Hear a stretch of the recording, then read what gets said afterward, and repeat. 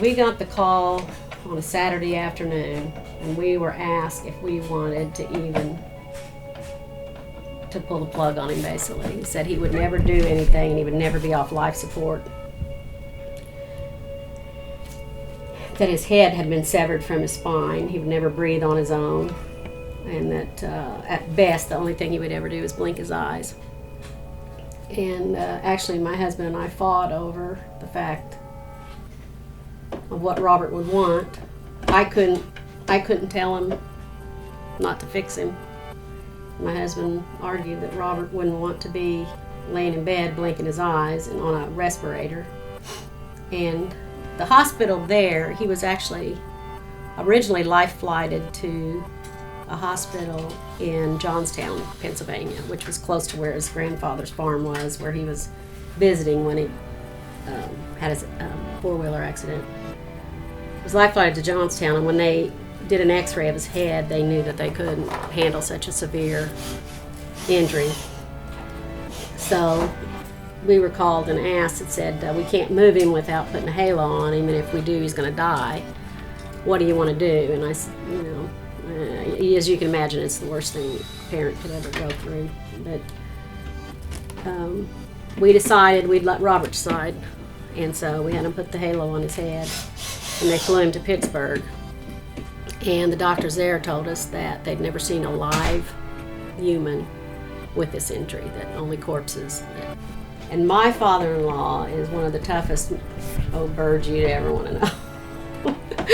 I mean, he can handle any tough situation, but when I got ready to go in to see Robert, he said, you need to brace yourself because it's really tough to see. And so I knew when he said that, it was going to be pretty bad. But so over the course of the next 2 days, he was on life support, and they tried to take him to surgery 3 different times, and every time they turned him, I guess they had to put him on a board and like turn him over to get to their neck. Every time they did,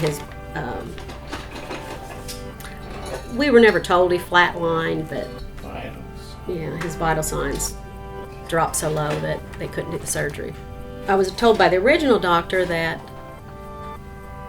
the best hope he would have of survival, though, is the sooner they could operate, the better. And on the 3rd day, I was going in there to check to see if they had rescheduled Robert for surgery, and I overheard one of the attending doctors with Robert's case saying that it was elective surgery anyway, so it didn't matter when it was scheduled. And I said, are you talking about Robert Robinson? That's my son. And he said, yes, I am. I said, well, I'm his mother. What do you mean it's elective? And he told me, he said, what you see is what you get. And there he was laying swollen like twice his size in a bed with this halo with 13 IVs in him and a pipe going down his throat and in his nose and everywhere. It was horrible. And he said, it doesn't matter whether we operate on him or not. This is the way he's going to be for the rest of his life. And I'll never forget that day, and I can't wait till we walk back in that hospital and look him up and show him how wrong he was. His spinal cord injury is considered incomplete because he still has, it wasn't completely broken, it was stretched. A mixture of brain damage and spinal cord injury, but my brain damage is more to the balance and movement part of my brain. I don't have any intellectual problems. Which is to be debated. Most of my damage is at C4 to C1. So I'm the weakest, my arms for sure. And you can't do stuff with your legs or feet, so I'm kind of screwed there. But I do have a degree, and I have ran a business. Started my own business, though I would almost rather maybe teach people how to work on engines, or I was teaching the kid that helps me how to rebuild small engines for a while, and I've got him tearing apart my wheelchair with, checking the electrical and installing lights on it and turn signals. And these are all things, that he could have never done without me.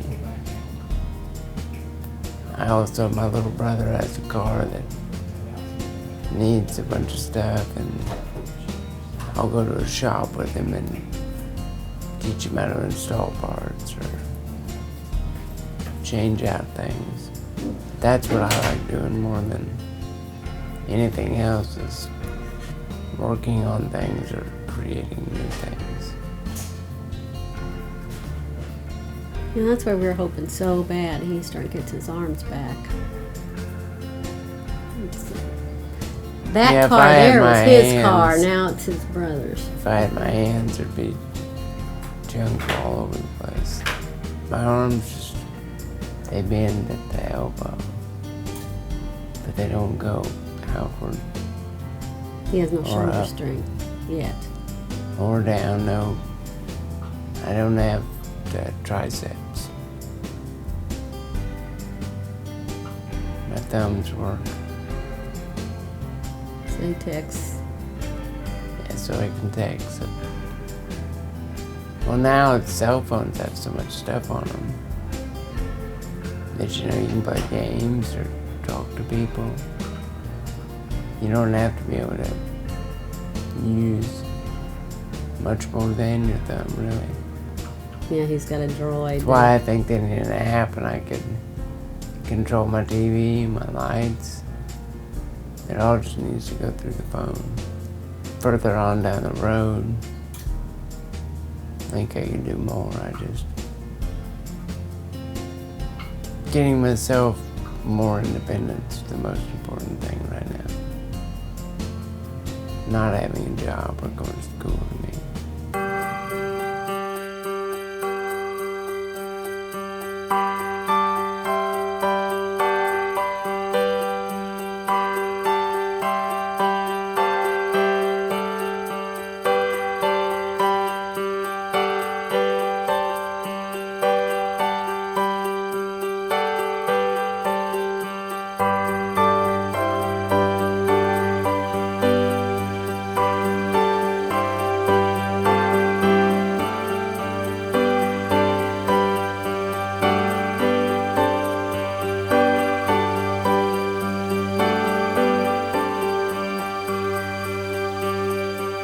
Movement. She thinks she's going to get to do something.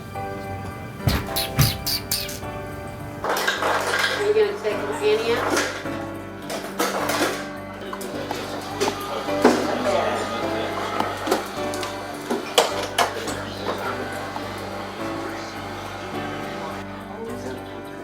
Yeah, it's got a sensor kind of like a garage door. It reverses itself, and so if it hits something, it'll try to push for a second and it'll reverse.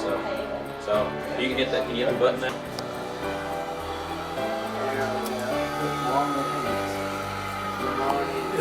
Ha ha ha ha!